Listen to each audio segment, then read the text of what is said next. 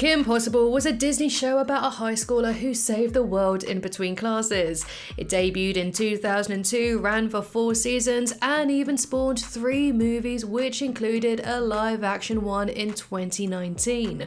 It was one of those rare shows that appealed to both girls and boys, and was definitely one of Disney Channel's most popular series. Now, I didn't catch the show when it first aired, but seeing as so many of you have been asking for a video about Kim Possible, I decided it was about time I gave it a chance.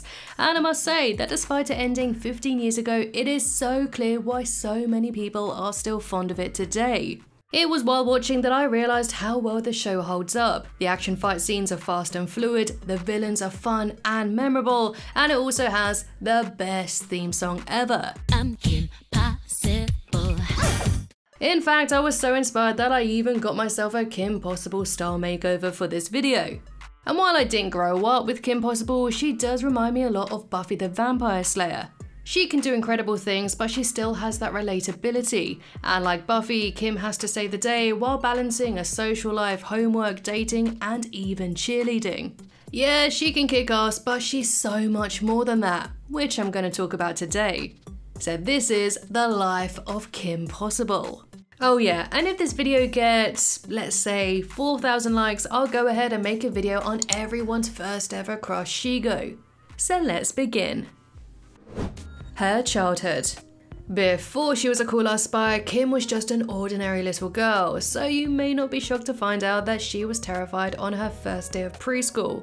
But she needn't have worried, as it's here where she'll meet her best friend for life, Ron. However, the timeline of this event would change slightly, because in the 2003 movie A Stitch in Time, Kim's future enemies Dr. Draken, Monkey Fist, and Duff Killigan are sick and tired of constantly being defeated by a teenager. So when they get their evil mitts on a time travel device, they realize that they can use it to go back in time to when Kimmy was a kid and crush her spirit then. So, de-aging themselves into toddlers, the trio infiltrate Kim's preschool class to mess with her. We will crush Kim Possible's spirit. And the villains almost succeed, up until they made their worst mistake, messing with Ron. And so showing us that even as a preschooler, she had the courage to be a hero. Years later, when they're preteens, a brace-faced Kim sets up the website that would change her life forever. It was just supposed to be a lovely babysitting website that had a braggy slogan.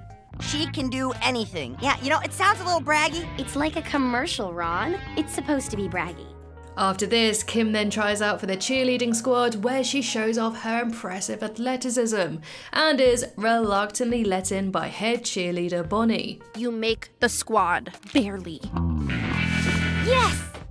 But while all of this is going on, a billionaire along with his security expert accidentally trap themselves in a vault surrounded by lasers. They attempt to contact Team Possible, a professional rescue team, but accidentally message Kim through her website. Not exactly the babysitting gig she was expecting, but she took the job anyway after some encouragement from Ron.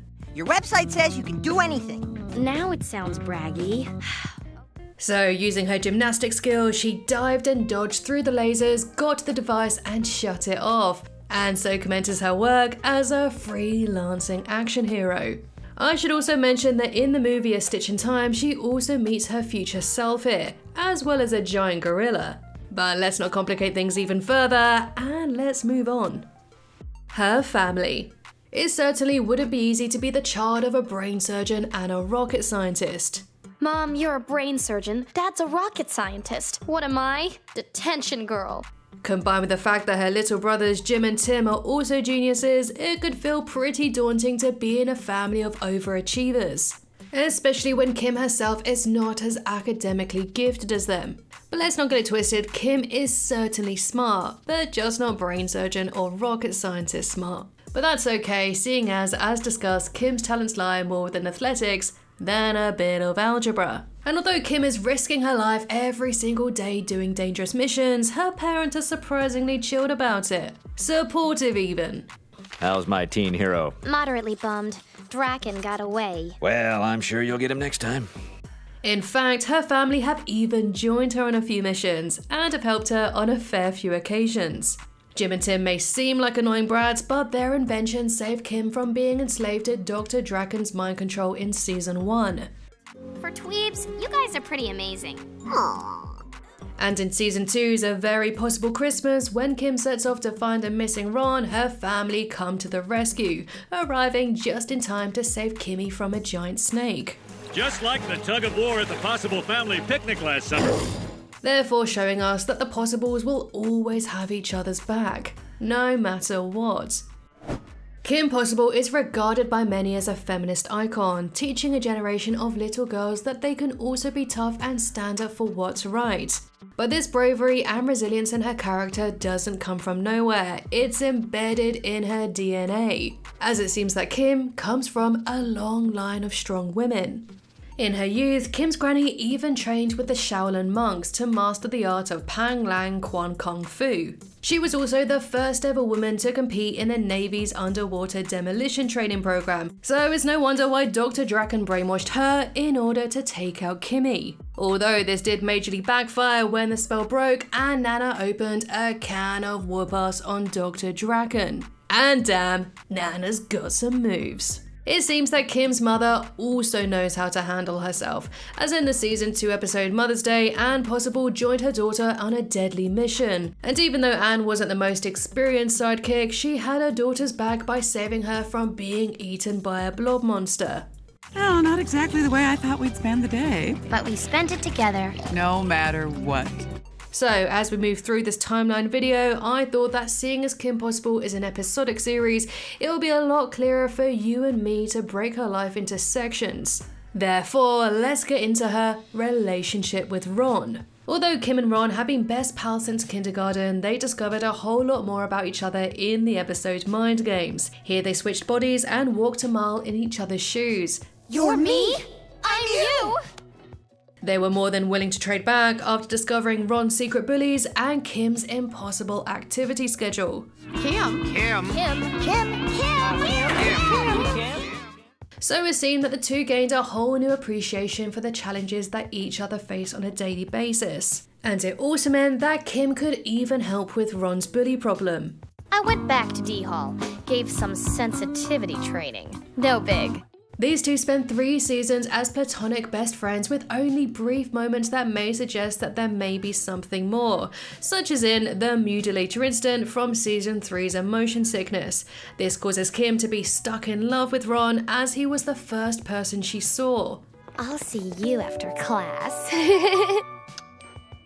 And even though this wears off by the end of the episode, she still hints that there may be some feelings there. Although they largely claim to just be friends, this all changes when character Eric shows up in Kim Possible So the Drama.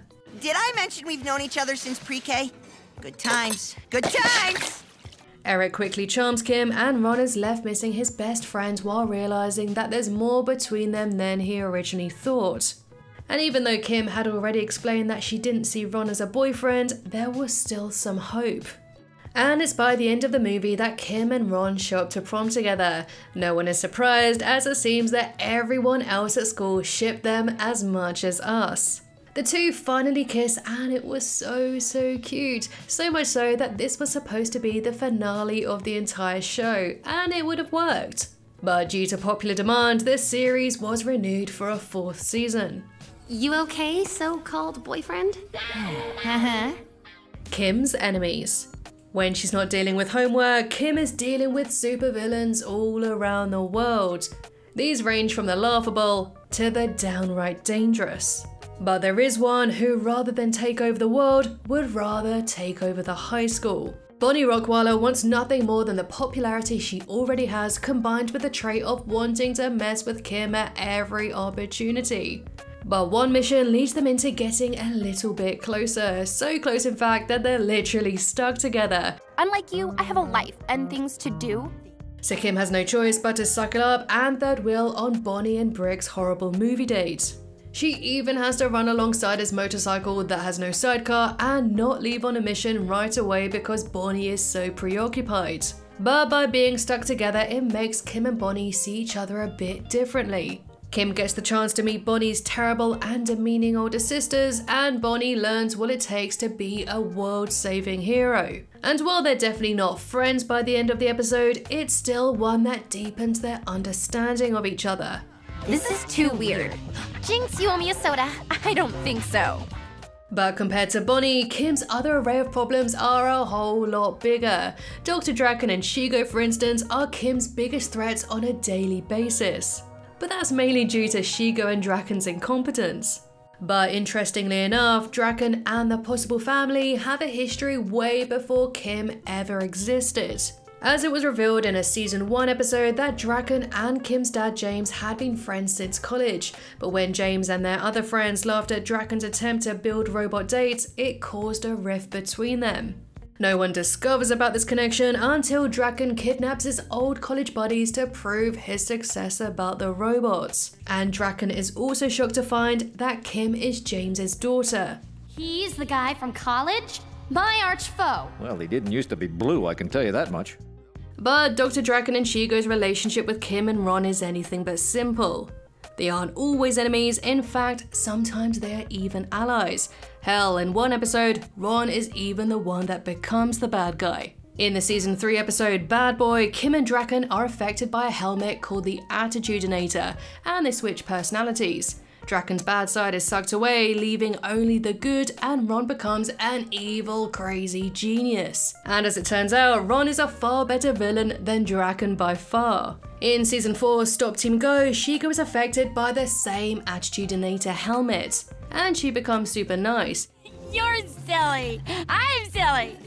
She even becomes the new substitute teacher in Kim's class, and if Barkin having a crush on Shigo wasn't weird enough, Shigo became almost like a big sister to Kim.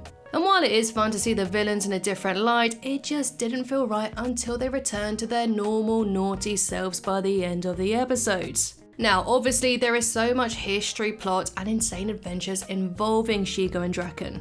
But to keep things simple, I think it's best left for a whole separate video later on in the future. Aside from these two, Kim has gone toe-to-toe with so many villains throughout the show, such as the most Scottish stereotype ever, Duff Killigan, who planned to take over the world by covering it in grass and making it one giant golf course. The funniest by far is Senior, Senior, Senior, and Senior, Senior, Junior, which are such hilariously dumb names and really difficult to say. Surrender, Senor Senior. Senior. Honestly, this show has such a crazy array of ridiculously fun villains. And it's these bad guys that help make Kim Possible such an iconic and great show. A whole new wardrobe. Screw social norms, I'm a girl and I love me a makeover.